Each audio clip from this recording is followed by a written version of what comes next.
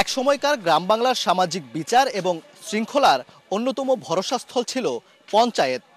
আধুনিক যুগে এর প্রভাব কমে এলেও কিশোরগঞ্জের কিছু এলাকায় এখনো টিকে আছে আপন ঐতিহ্যে। কিশোরগঞ্জ সদর উপজেলার মারিয়া ইউনিয়নের রঙ্গারকোনা গ্রামে এমনই একটি পঞ্চায়েত শত বছর ধরে চলমান। এখানে ঈদুল আজহার সময় দেখা মিলে বিরল ঐক্যের। এখানে প্রায় 40টি পরিবার কোরবানি দেয়। তারা ঈদের দিন সকালে ঈদ জামাত শেষে কোরবানির পশু নিয়ে রঙ্গারকোনা আশকর হাজীবাড়ি জামি মসজিদের সামনে হাজির হন। এরপর কোরবানি শেষে 1/3 মাংস জমা দেয় পঞ্চায়েতে। পরে সেই মাংস ভাগ করা হয় বাকি 300 পরিবার যারা কোরবানি দিতে পারেননি। এই অনন্য মাংস বন্টনের মাধ্যমে ঈদের আনন্দ ছড়িয়ে পড়ে সবার ঘরে। 3 ভাগের 1 ভাগ মাংস আমরা পঞ্চায়েতের কাছে পৌঁছাই, আর এই পঞ্চায়েতের মাধ্যমে 350 থেকে 400 করে আমরা এই মাংসটা বিকাল বেলা আমরা প্রত্যেকটা ঘরে পৌঁছায় দিই। মসজিদ যখন শুরু হয়েছে আশকর হাজীবাড়ি মসজিদ, এটা ঈদগাহ মাঠ, তখন থেকে এই যে গ্রামের সবাই প্রায় 100 বছর মনে হয় হবে, আরো বেশি হইতে পারে।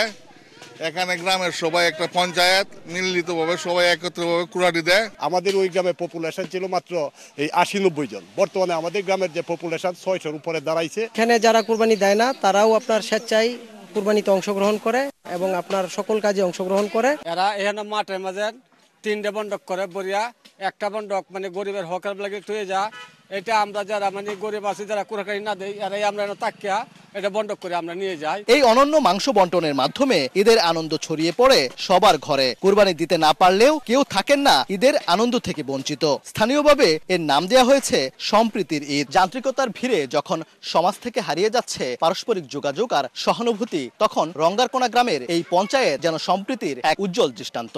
কিশোরগঞ্জ থেকে ওবায়দুল হক, সময় সংবাদ।